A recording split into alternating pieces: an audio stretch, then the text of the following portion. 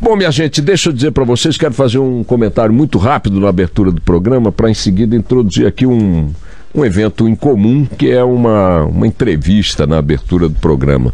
E esse comentário rápido, para não ficar fora do noticiário do dia, é sobre a não decisão de ontem do Supremo Tribunal Federal relativa ao processo, ao julgamento que reduz o foro privilegiado, restringindo sua aplicação apenas no caso dos políticos, reduz o foro privilegiado dos políticos, restringindo sua aplicação apenas a crimes cometidos no exercício do mandato e relacionados a esse exercício, ou seja, os crimes, muitos deles que levam esses processos para as cortes superiores, não têm relação nem com o mandato, nem foram cometidos no exercício do mandato.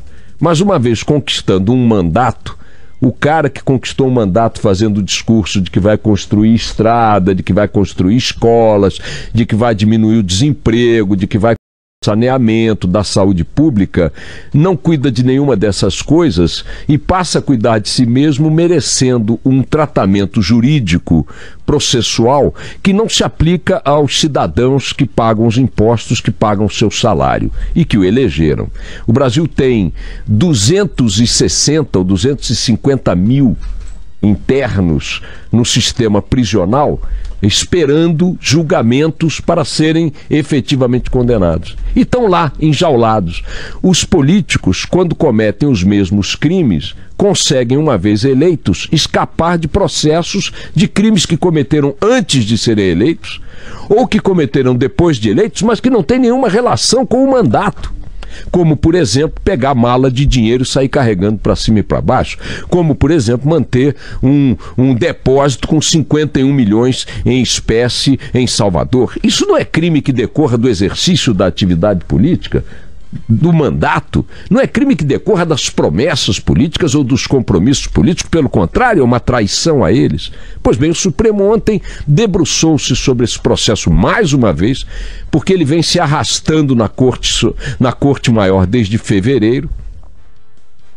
Finalmente ontem, novembro, foi para julgamento novamente. 7 ministros emitiram seu voto concordando com a tese do relator, o ministro Barroso, de que o foro privilegiado para políticos tem que ser reduzido drasticamente para privilegiar estas condições, ou seja, o delito decorrente da atuação do parlamentar em função do seu mandato e no exercício do seu mandato. E aí, com 7 votos a 0, o ministro Toffoli, que não deve ter tido tempo de refletir a respeito desde fevereiro, mais uma vez porque o Alexandre de Moraes também tinha pedido vista. Mas o Alexandre de Moraes, pelo menos, pode dizer, olha, eu acabei de chegar ao Supremo, não conheço o processo. Pegou o processo, analisou e devolveu.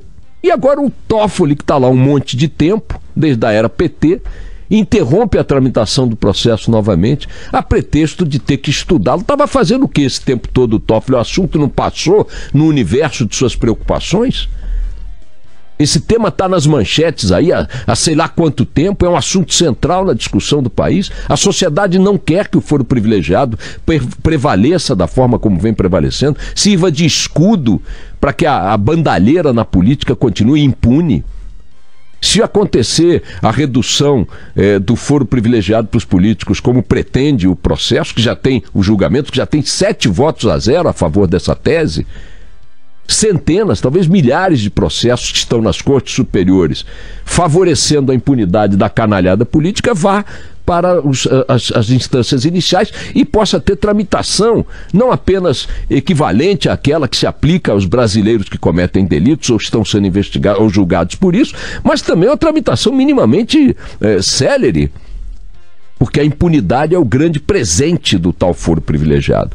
E aí o ministro Toffoli, me perdoe aqui, ministro, o senhor já está grisalho, quando o senhor foi aí para o Supremo ainda era um jovem de cabelos negros como a asa da graúna. Esses cabelos brancos que já se manifestam em sua cabeça, parece que não estão lhe dando alguns ganhos que a idade impõe. Esse pedido de vistas é um pedido mequetrefe para protelar uma decisão e esperar que o Congresso ali, a seu bel prazer, decida sobre ele mesmo, sendo ele o principal réu dessa história.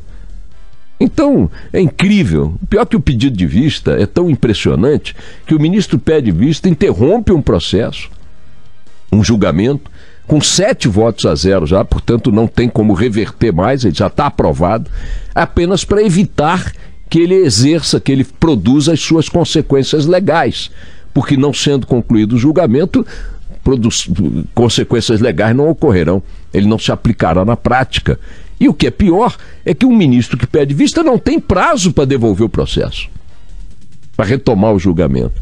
Não entendi, aliás entendi muito, mas enfim, era isso que eu queria dizer.